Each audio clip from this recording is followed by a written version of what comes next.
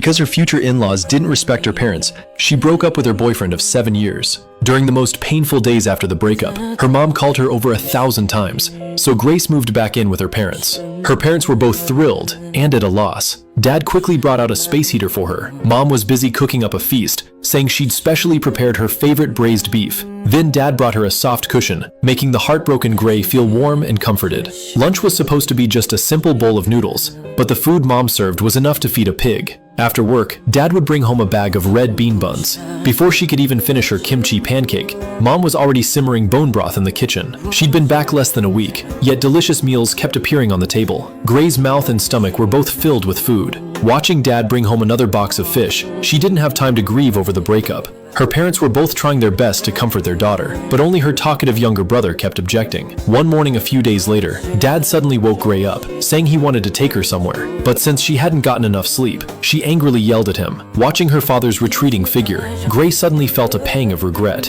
When she and her ex-boyfriend planned trips, she would get up at 4 a.m. So why was she getting angry now? She got dressed and stood up, only to find her father waiting in the living room. He knew Gray had always been strong on the outside, but soft on the inside. It turned out to be Sunday. He wanted to use the holiday to take his daughter to see the sunrise. Gray noticed that her father's hands were chapped and cracked. She asked him if he was still afraid of the dark ocean. The answer, of course, was yes. But her father said he wasn't the only one fishing on the island. Every time he saw the lights of fishing boats in the distance, it gave him endless courage.